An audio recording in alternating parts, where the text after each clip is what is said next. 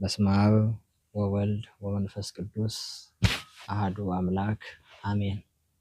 መጋቢት 17 ነገ ጠዋት ላይ ከሚነበብ የወንጌል ክፍል ዮሐንስ ወንጌል ምዕራፍ 11 ከቁጥር 17 እስከ 45 ያለው የእግዚአብሔር ቃል እንዲህ ይላል። ኢየሱስ በመጣ ጊዜ በመቃብር እስካሁን 4 ቀን ሆኖ አገኘው። ቢታንያ 15 ምዕራፍ ያህል ለኢየሩሳሌም ቅርብ ነበረች። ከአይሁድ ብዙ ሰዎች ስለ ወንድማቸው ሊያጽናኗቸው ወደ ማርታና ወደ ማርያም መጥተው ነበር። ማርታም ኢየሱስ እንደመጣ በሰማች ጊዜ ልትቀበለው ወጣች። ማርያም ግን በቤት ተቀምጣ ነበር።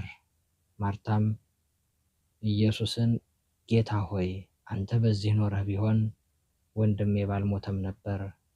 አሁንም ከእግዚአብሔር የምትለምነው ሁሉ እግዚአብሔር እንዲሰጥህ አውቃለሁ አለችው። ኢየሱስም ወንድምሽ ይነሳል አላት። ማርታም በመጨረሻው ቀን በትንሣኤ እንዲነሳ አውቃለሁ አለችው። ኢየሱስም ትንሣኤና ሕይወት እኔ ነኝ። የሚያምንብኝ እንኳን ቢሞት ሕያው ይሆናል። ሕያው የሆነው የሚያምንብኝ ሁሉ ለዘላለም አይሞትም። ይህን ታምኛለሽን? አላት። እርሷም አዎን ጌታ ሆይ፣ አንተ ወደ ዓለም የመጣው ክርስቶስ የእግዚአብሔር ልጅ እንደሆንህ ያምናለሁ አለችው። ይህንንም ብላ ሄደች።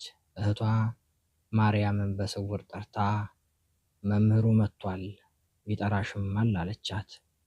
እርሷም በሰማች ጊዜ ፈጥና ተነሳች፣ ወደ እርሱም መጣች። ኢየሱስም ማርታ በተቀበለችበት ስፍራ ነበር እንጂ ገና ወደ መንደሩ አልገባም ነበር። ሲያጽናኗት ከእርሷም ጋር በቤት የነበሩ አይሁድም ማርታ ፈጥና እንደተነሳች እንደወጣች ባዩ ጊዜ ወደ መቃብር ሄዳ በዚያ ልታለቅስ መስሏቸው ተከተሏት። ማርያምም ኢየሱስ ወዳለበት መጥታ ባየችው ጊዜ በእግሩ ላይ ወድቃ ጌታ ሆይ፣ አንተ በዚህ ኖረህ ቢሆን ወንድሜ ባልሞተም ነበር አለችው። ኢየሱስም እርሷ ስታለቅስ ከእርሷም ጋር የመጡት አይሁድ ሲያለቅሱ አይቶ በመንፈሱ አዘነ፣ ራሱም ታወከ። ወዴት አኖራችሁት አለም። እነርሱም ጌታ ሆይ መተህ ያሉት። ኢየሱስም እንባውን አፈሰሰ። ስለዚህ አይሁድ እንዴት ይወደው እንደነበረ እዩ አሉ። ከእነርሱ ግን አንዳንዶቹ ይህ የዕውሩን ዓይኖች የከፈተ ይህን ደግሞ እንዳይሞት ያደርግ ዘንድ ባልቻለም ነበር አሉ። ኢየሱስም ደግሞ በራሱ አዝኖ ወደ መቃብሩ መጣ።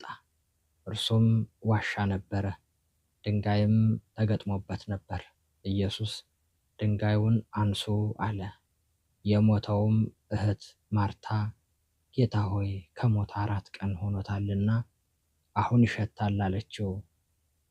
ኢየሱስም ብታምኝስ የእግዚአብሔርን ክብር እንድታይ አልነገርኩሽምን? አላት። ድንጋዩንም አነሱት። ኢየሱስም ዓይኖቹን ወደ ላይ አንስቶ አባት ሆይ ስለሰማኸኝ አመሰግናለሁ። ሁልጊዜ እንደሰማኝ አወቅሁ። ነገር ግን አንተ እንደላከኝ ያምኑ ዘንድ በዚህ ዙሪያ ስለቆሙት ሕዝብ ተናገርሁ አለ። ይህንንም ብሎ በታላቅ ድምፅ አልዓዛር ሆይ ወደ ውጪ ና ብሎ ጮኸ። የሞተውም እጆቹና እግሮቹ በመግነዝ እንደተገነዙ ወጣ፣ ፊቱም በጨርቅ እንደተጠመጠመ ነበረ። ኢየሱስም ፍቱትና ይሂድ ተዉት አላቸው። ስለዚህ ወደ ማርያም ከመጡት ኢየሱስ ያደረገውን ካዩት ከአይሁድ ብዙዎች በእርሱ አመኑ። ከእርሱም አንዳንዶቹ ግን ወደ ፈሪሳውያን ሄደው ኢየሱስ ያደረገውን ነገሯቸው። እንግዲህ የካህናት አለቆችና ፈሪሳውያን ሸንጎ ሰብስበው ምን እናድርግ? ይህ ሰው ብዙ ምልክቶችን ያደርጋልና እንዲሁ ብንተወው ሁሉ በእርሱ ያምናሉ። የሮሜም ሰዎች መጥተው አገራችንን ወገናችንንም ይወስዳል አሉ።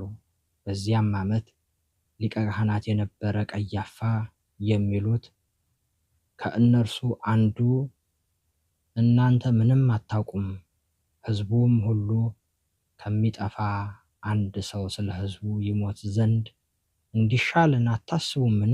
አላቸው። ይህንንም የተናገረ ከራሱ አይደለም፣ ነገር ግን በዚያች ዓመት ሊቀ ካህናት ነበርና ኢየሱስ ስለ ሕዝቡ ሊሞት እንዳለው ትንቢት ተናገረ። ስለ ሕዝቡም ብቻ አይደለም፣ ነገር ግን የተበተኑትን የእግዚአብሔር ልጆች ደግሞ በአንድነት እንዲሰበስባቸው ነው እንጂ። እንግዲህ ከዚያ ቀን ጀምረው ሊገድሉት ተማከሩ።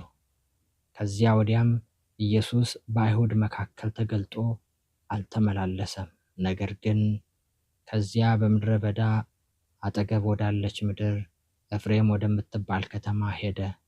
በዚያም ከደቀ መዛሙርቱ ጋር ተቀመጠ። የአይሁድ ፋሲጋ ቀርቦ ነበረ። ብዙዎች ራሳቸውን ያነጹ ዘንድ ከፋሲጋ በፊት ከአገሩ ወደ ኢየሩሳሌም መጡ። የቃሉ ባለቤት አምላካችን እግዚአብሔር ስሙ ዛሬም ዘወትርም የተመሰገነ ይሁን። አሜን። ይቆየን።